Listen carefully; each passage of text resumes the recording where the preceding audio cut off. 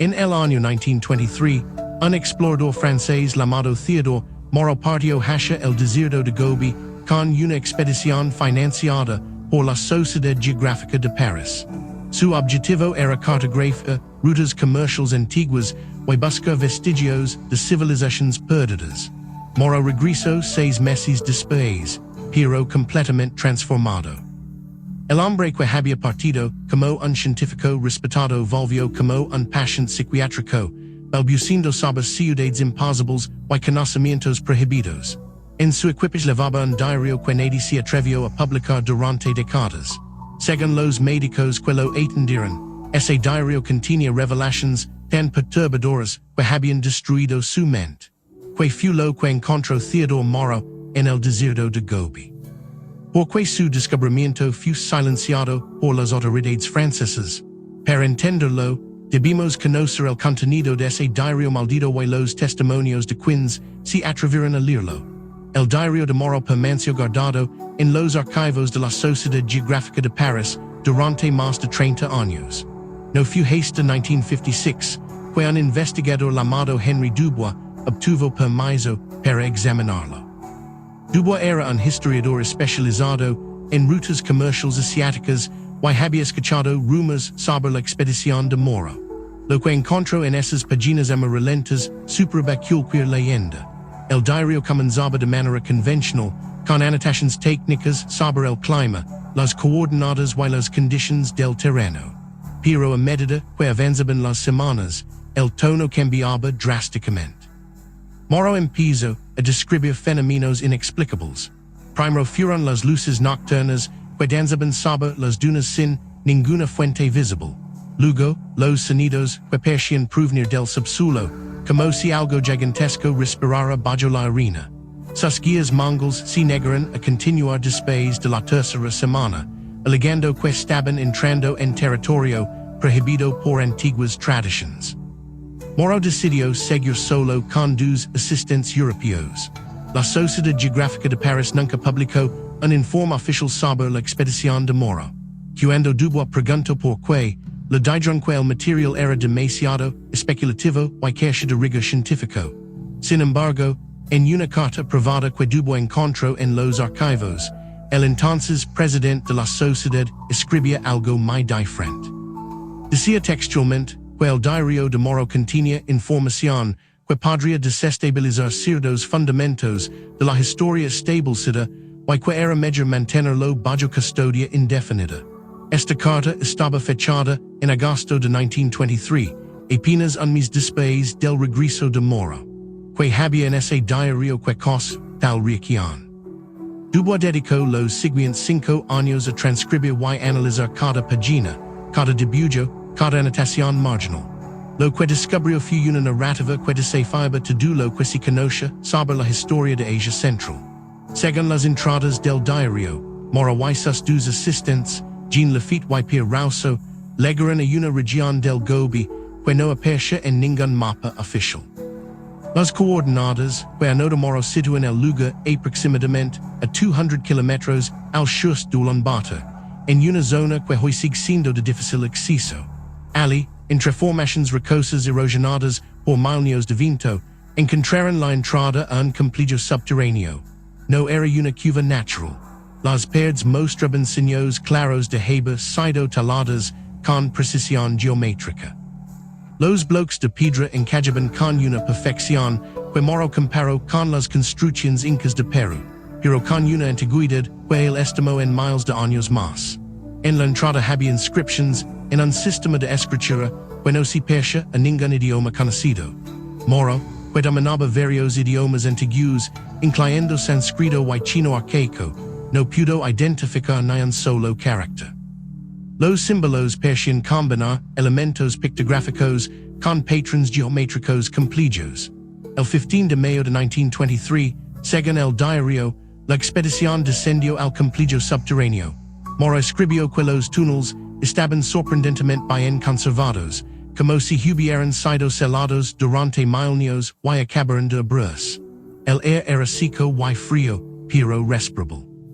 Las paredes estaban decoradas con frescos que mostraban escenas incomprensibles. había figuras humanoides con proporciones extrañas, objetos que parecían máquinas o dispositivos tecnológicos, y representaciones de fenómenos celestes que Moro no pudo interpretar. En uno de los frescos aparece claramente lo que aparece sur un mapa estelar, pero con constelaciones que no correspondían al cielo visible desde la Tierra. Lafitte, quien tenía conocimientos de astronomía, quedó desconcertado. Hizo varios bocetos de ese mapa que luego fueron analizados por astrónomos en París, quienes confirmaron que no correspondía a ninguna época conocida de la historia terrestre, ni siquiera considerando la precisión de los equinoccios. A medida que descendían, los túneles se ramificaban en múltiples direcciones. Moro estimó que el complejo podría extenderse varios kilómetros bajo la superficie. En sus anotaciones menciona haber encontrado cámaras del tamaño de catedrales, con tecos sostenidos por columnas de una piedra negra desconocida. Esa piedra tenía propiedades extrañas. Cuando la iluminaban con sus linternas, parecía absorber la luz en lugar de reflejarla, creando una sensación de profundidad infinita. Rosso intentó tomar una muestra con un cincel, pero la piedra resultó ser extraordinariamente dura, más que cualquier material que conocieran. Solo después de varios intentos, lograron desprender un pequeño fragmento que Moro guardó cuidadosamente. Ese fragmento nunca llegó a París. Desapareció junto con el resto del equipaje de Moro en circunstancias que nunca fueron aclaradas. El 22 de mayo, la expedición encontró lo que Moro llamó la biblioteca. Era una cámara rectangular de aproximadamente 50 metros de largo por 30 de ancho, con paredes cubiertas de estanterías taladas en la roca. En esas estanterías había miles de objetos rectangulares que parecían libros o tablillas, pero hechos de un material metálico extremadamente delgado y flexible. Moro escribió que al tocar uno de esos objetos, sintió una descarga eléctrica leve pero perceptible. Los objetos estaban cubiertos de los mismos símbolos incomprensibles que habían visto en la entrada. Lafitte sugirió que podrían ser registros o archivos de la civilización que construyó el complejo. Durante 3 días, la expedición intentó documentar el contenido de la biblioteca. Tomaron fotografías, hicieron dibujos y transcribieron símbolos. Moro se obsesionó con descifrar el significado de aquellas inscripciones. Fue entonces cuando empezaron los problemas. El 25 de mayo, Moro anotó que Rosso había comenzado a comportarse de manera extraña. Se quedaba inmóvil durante largos periodos, mirando fijamente las paredes como si estuviera leyendo algo invisible. Cuando le preguntaban qué le pasaba, respondía con frases inconexas sobre voces que escuchaba en su mente. Al principio, Moro y Lafitte pensaron que era el efecto del enrecido o la fatiga, pero al día siguiente, Lafitte también empezó a mostrar síntomas similares. Decía que los símbolos en las paredes se movían cuando no los miraba directamente, y que podía sentir una presencia observándolos desde las profundidades del complejo. Moro, preocupado, decidió que era hora de regresar a la superficie. Sin embargo, cuando intentaron retroceder, descubrieron que los túneles parecían haber cambiado. Pasajes que recordaban haber atravesado ya no estaban donde esperaban encontrarlos. Durante los siguientes 4 días, según el diario, la expedición estuvo perdida en el laberinto subterráneo. Las anotaciones de Moro se vuelven cada vez más erráticas y difíciles de leer. Describe encuentros con cámaras que desafían la geometría euclidiana, espacios donde las leyes de la perspectiva parecían no aplicarse. Menciona haber visto puertas que no conducían a ninguna parte, escaleras que subían y bajaban simultáneamente, y corredores que se extendían más allá de lo que debería ser físicamente posible, dado el tamaño de las colinas bajo las cuales se encontraban. Rosso había dejado de hablar por completo y caminaba como un automata. Lafitte balbuceaba constantemente en un idioma que Moro no reconocía. El propio Moro admite en su diario que empezaba a dudar de su propia cordura. Escribió que las sombras proyectadas por sus linternas no siempre correspondían a los objetos que las producían y que a veces escuchaba su propia voz hablando en las profundidades del complejo, diciendo cosas que él nunca había pronunciado. el 30 de mayo encontraron lo que moro lamo el sanctum. Era una cámara circular perfecta, con un diámetro que estimó en 100 metros. En el centro había una estructura que describió como una esfera de aproximadamente 3 metros de diámetro, suspendida en el aire sin ningún soporte visible. La superficie de la esfera era completamente lisa y negra, pero ocasionalmente mostraba destellos de luz que parecían provenir de su interior. Alrededor de la esfera, el suelo estaba cubierto de los mismos símbolos que habían visto en la biblioteca, pero dispuestos en patrones circulares concéntricos. Moro sintió una compulsión irresistible de acercarse a la esfera. Escribió que era como si algo lo lamara, prometiendo respuestas a preguntas que ni siquiera sabía que tenía. Lafitte intentó detenerlo, pero Moro lo apartó y caminó hacia el centro de la cámara. Lo que sucedió a continuación es difícil de describir porque las anotaciones de Moro se vuelven casi incomprensibles. Habla de haber tocado la esfera y experimentado una descarga de información directamente en su mente. Dice que vaya la historia completa de una civilización que existió en la Tierra millones de años antes de la humanidad.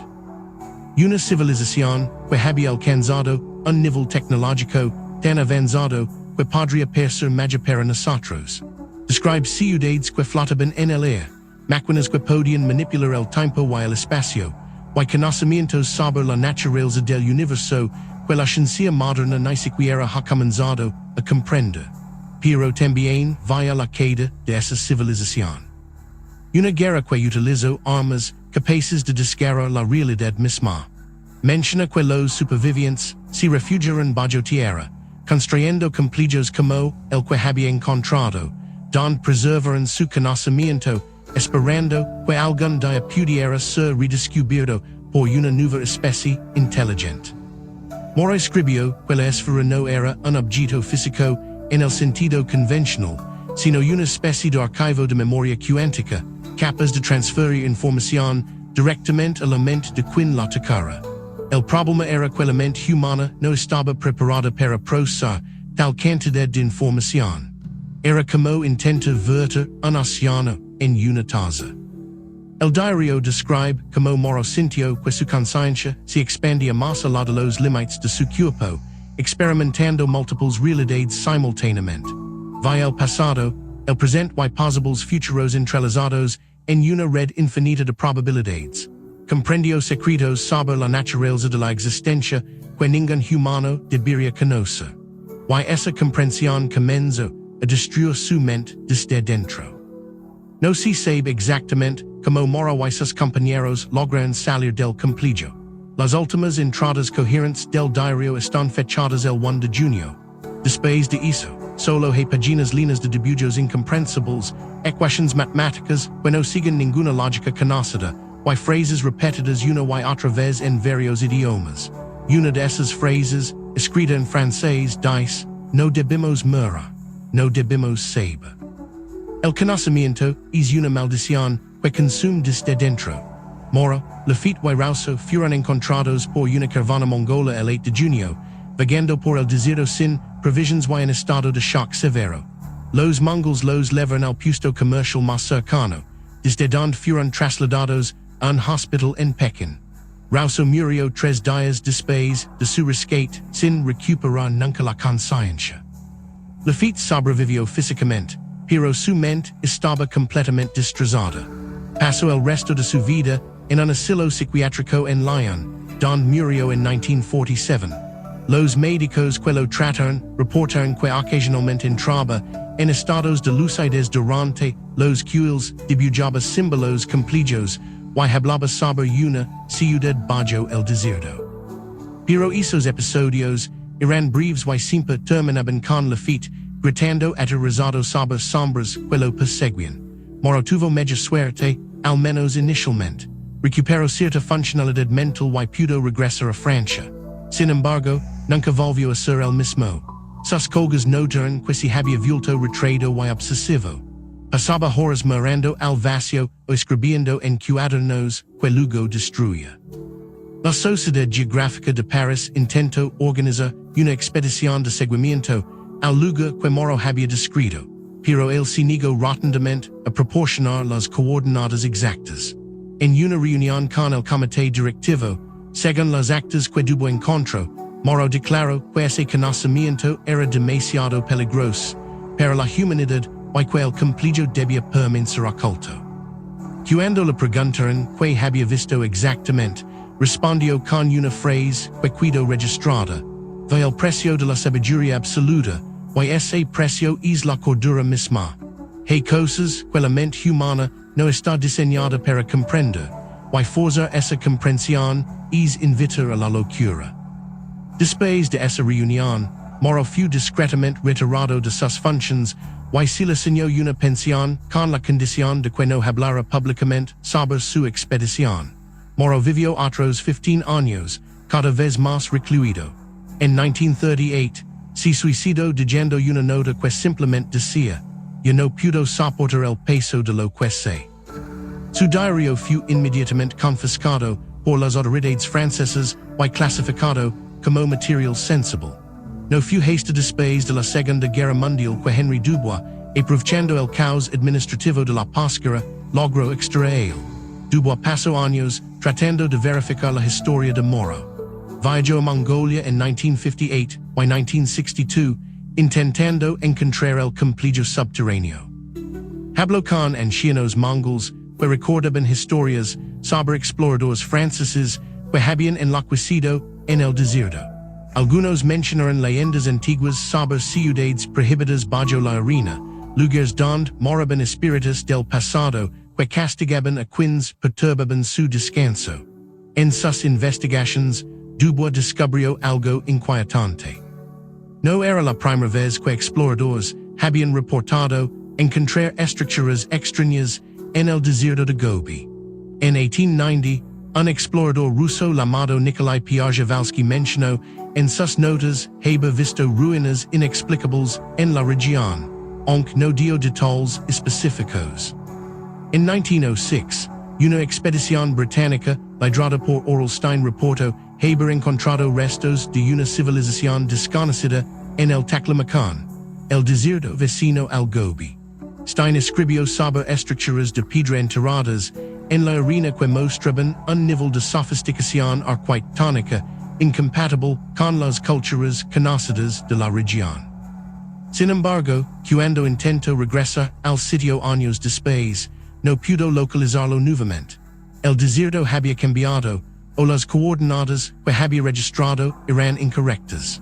Lo más perturbador es que Dubois encontró evidencia de que varias expediciones posteriores a la de Moro habían intentado localizar el cumplido subterráneo, y todas habían terminado en tragedia. En 1935, una expedición alemana desapareció por completo en el Gobi. Nunca se encontraron sus cuerpos ni su equipaje. En 1947, una expedición soviética regresó con 3 de sus miembros muertos y los supervivientes en estado de shock, balbuciendo sobre túneles que no debían existir. Los archivos soviéticos sobre ese incidente permanecen clasificados hasta el día de hoy. En 1963, una expedición china intentó mapar sistemáticamente la región usando tecnología moderna. Encontraron anomalias magnéticas y sísmicas que no podían explicar, pero cuando intentaron investigar más a fondo, el proyecto fue cancelado abruptamente por orden del gobierno. Dubois publicó un libro en 1967 titulado El enigma del Gobi, en busca de la ciudad perdida de Moro. El libro causó cierta controversia en círculos académicos, pero fue mayormente ignorado por la comunidad científica establecida. Los críticos argumentaban que Dubois había sido engañado por un elaborado fraude o que había malinterpretado las alucinaciones de un hombre mentalmente enfermo. Sin embargo, el libro encontró una audiencia entre investigadores de lo paranormal y teóricos de civilizaciones antiguas avanzadas. Dubois recibió cientos de cartas de personas que afirmaban tener información sobre lugares similares en otras partes del mundo. Algunos mencionaban cumplidos subterráneos en los Andes, otros en el Sahara, y algunos incluso en la Antártida.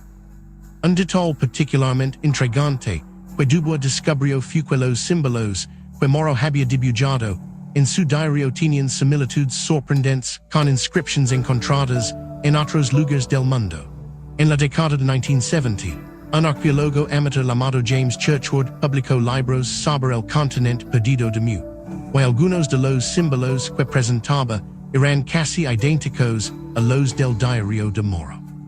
Igualmente, inscripciones encontradas en las ruinas de Tiahuanaco en Bolivia mostraban patrones geométricos similares. Era posible que existiera una conexión global entre estos lugares. Había existido realmente una civilización antigua que había dejado su huella en todo el planeta.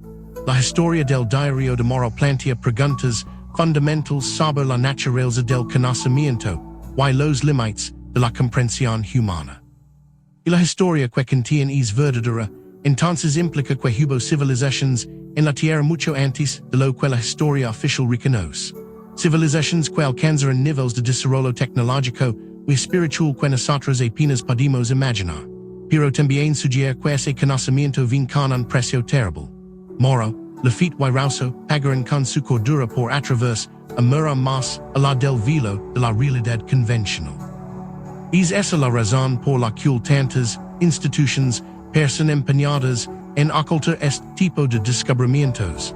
Existe un consenso no declarado de que la humanidad no está lista para ciertas verdades. Henry Dubois murió en 1979 sin haber encontrado nunca el complejo subterráneo que buscaba. En sus últimos años, se volvió cada vez más paranoico, convencido de que estaba siendo vigilado por agencias gubernamentales que querían evitar que revelara más información. Sus archivos personales desaparecieron después de su muerte en circunstancias misteriosas. Su familia reportó que su apartamento fue registrado poco después de su fallecimiento, aunque la policía negó haber realizado ninguna investigación. Lo único que quedó fue su libro publicado y algunas copias de las transcripciones del diario de Moro que había compartido con colgas de confianza. Hoy en día, el diario original de Theodore Moro sigue estando en los archivos de la Sociedad Geográfica de París, pero el acceso está restringido. Investigadores que han solicitado permiso para examinarlo han sido rechazados sistemáticamente con excusas burocráticas. La sociedad menciona que el diario es de interrecutes histórico limitado y que contiene material sensible que podría malinterpretarse. Esta actitud solo ha alimentado más especulaciones sobre qué es exactamente lo que están ocultando. Es simplemente el delirio de un hombre que perdió la razón en el desierto, o es evidencia de algo mucho más profundo y perturbador. En la era de Internet, la historia del diario de Moro ha encontrado nueva vida. Foros dedicados a misterios antiguos y teorías alternativas de la historia discuten regularmente el caso. Algunos investigadores aficionados han intentado organizar expediciones al Deserto de Gobi para buscar el complejo, pero la región es vasta y políticamente complicada. Mongolia y China controlan diferentes partes del desierto, y obtener permisos para exploraciones arqueológicas no autorizadas es prácticamente imposible. Además, el desierto mismo es un ambiente hostil y peligroso, donde las tormentas de arena pueden borrar cualquier rastro en cuestión de horas.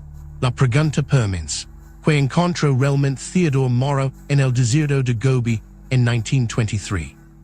Fue víctima de alucinaciones causadas por el calor y la deshidratación, o descubrió algo tan extraordinario y perturbador que su mente no pudo procesarlo. Las similitudes entre su historia y otros reportes de descubrimientos ocultos alrededor del mundo sugieren que podría haber un patrón. Desde las cavernas del Gran Cañón hasta las ruinas submarinas de Japón, desde los túneles bajo las pirámides de Egipto hasta las anomalias de la Antártida, hay un hilo común de conocimiento prohibido y encubrimientos institucionales. El caso del diario maldito del Deserto de Gobi nos recuerda que la historia oficial de la humanidad podría estar incompleta. Que debajo de la narrativa aceptada podrían yacer verdades mucho más extrañas y complejas. Y que algunas instituciones podrían tener razones para mantener esas verdades ocultas, y así para aprovechar paradigmas establecidos opera prochernos de conocimientos, que podrían ser peligrosos, para nuestra comprensión colectiva de la realidad. La historia de Theodore Moro es una advertencia sobre el precio del conocimiento prohibido y un recordatorio de que algunos misterios tal vez deberían permanecer enterrados en las arenas del tiempo.